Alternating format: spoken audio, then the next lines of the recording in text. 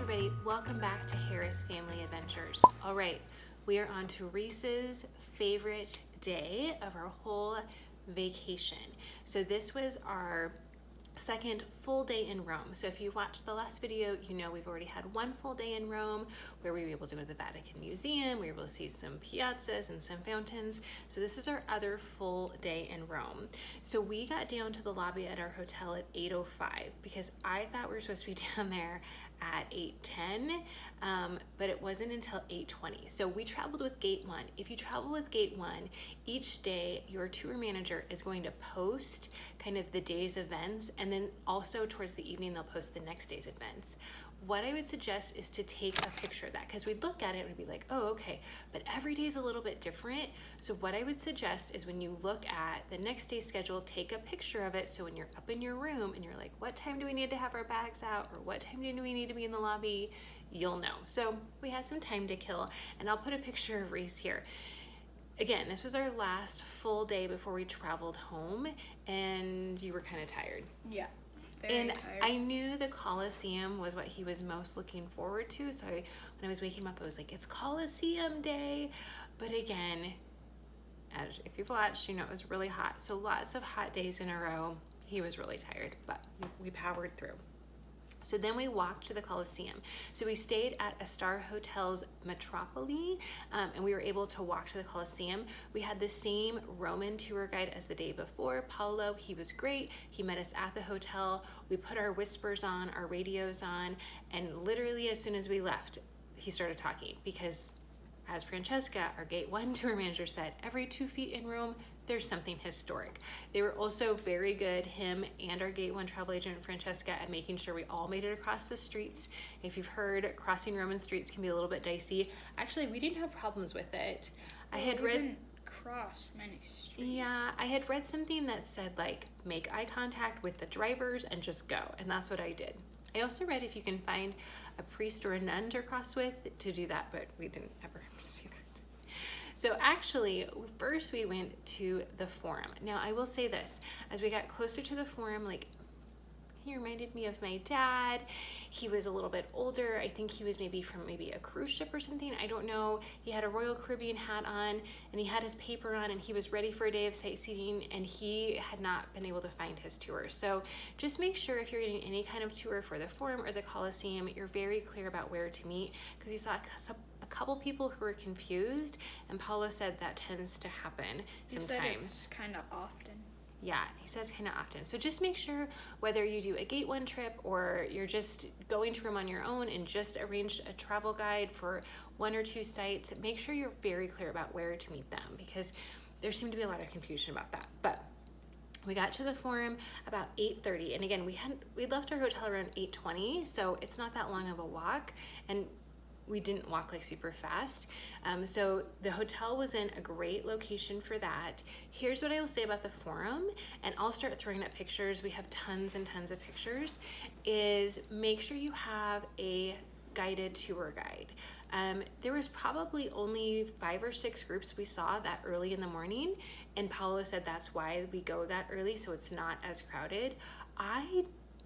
I guess I had just glazed over the fact that we were going to the Forum. I didn't know anything about it. It was so interesting. One of your favorite places? It was my favorite. It was Reese's favorite place. So that was a nice surprise. And actually, some of the first pictures you saw, we were just kind of on the street level looking down, and I was like taking pictures because I thought, oh, this is really cool. But then we got down in it. So that was really cool. I would highly suggest doing a Roman Forum tour, not going on your own.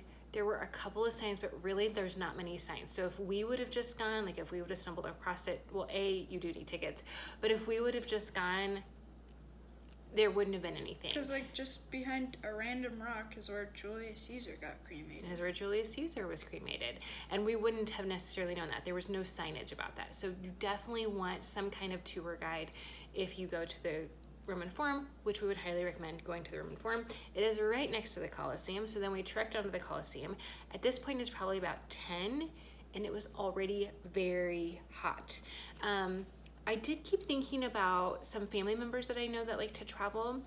A couple of them walking maybe in this Colosseum area might not be as easy. I was just thinking about some of those big steps. Like there were a couple times we had to go up really like steep steps, and I thought, And oh, they this were, could be like, troublesome. Slanted. Yeah, and even when we came down the steps at one point, I don't tend to touch handrails. But I was like, oh, I have to like hold onto this handrail. So there could be a little bit of mobility concerns, just kind of know that going into it.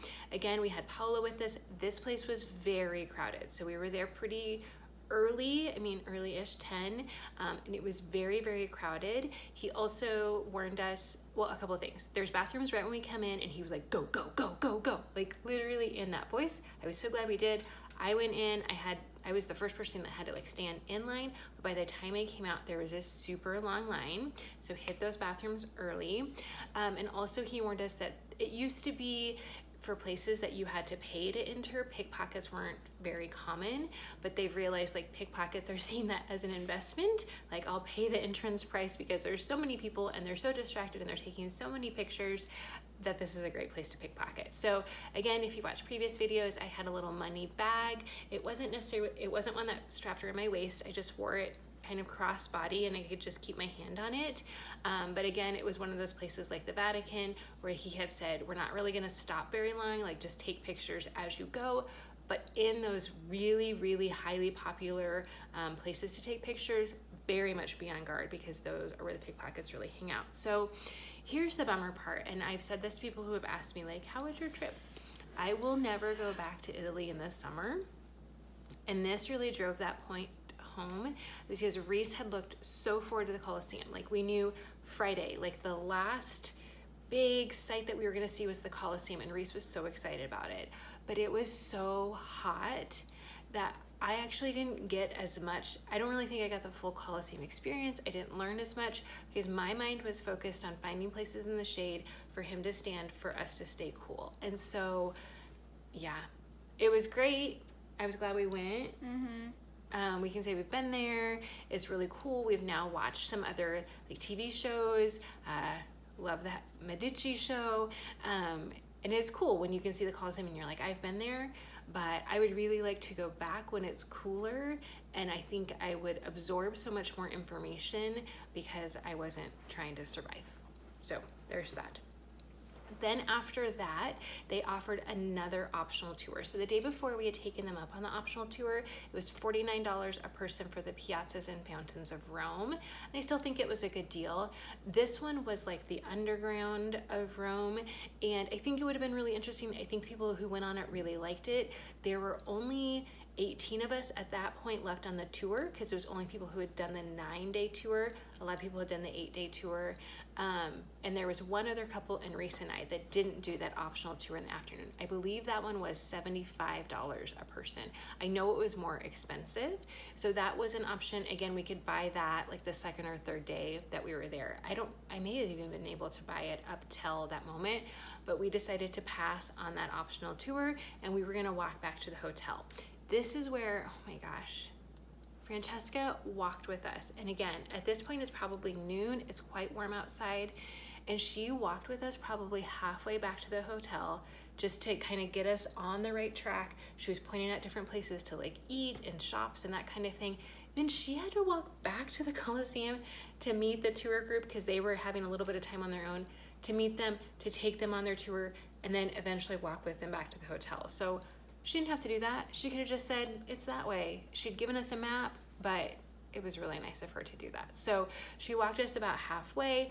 Then she went back to the Colosseum to meet up with the rest of us, or the rest of them. And we were on our own to find the hotel. We did find the hotel, stopping for gelato on the way. Reese, you gave that gelato a 9.5 out of 10. So that was good. And I mean, I know why they sell a lot of gelato in Italy. It's good, right? Very good. But also, when it's hot and you're trying to survive, it gives you life. Yeah. It gives you you can power through. So then we went back and we just kind of rested for a bit. We knew we wanted lunch, but we just needed a time just to be in the hotel. We also wanted to drop off like our radios, our whisper radios, and our name tags and all that kind of stuff, kind of lighten our load. And our hotel was in a really good area. There were tons of places to eat around there. So we just went kind of around the corner a little bit and we sat outside. Again, it was really hot, but when you're sitting and you're drinking water and you're in the shade, it doesn't feel quite as bad. So I tried a Roman specialty, Papio e Cace. I don't know how to say it, but delicious. And that was 12 euros. So again, not bad. It was so good. I would give it a 9 out of 10. And Reese had the Pomodoro. That was a safe bet. So it was 10 euros. He gave it a 9.5 out of 10. Another 9.5. Another 9.5. And then we shared a water, and that was only 2 euros. So again, just kind of adding that up quickly, that's like $24 for a really nice meal at a nice restaurant, sitting outside, getting to watch the people walk by, getting to watch the world, getting to watch people just pull up to a curb and park and get out. And we thought maybe they were running in really quickly to a store. Nope, still weren't out by the time we left, and we weren't hurrying through lunch. So it was good service. It was a really nice lunch and had given us a chance. And it's like, it's in the street. Yeah. There's like the restaurant, and then there's the sidewalk, and then there's the tables. So the tables are like in the street. But I mean, there's barricades. You don't feel that people are gonna hit you. But yeah, you're in it. You're in it when you're eating outside.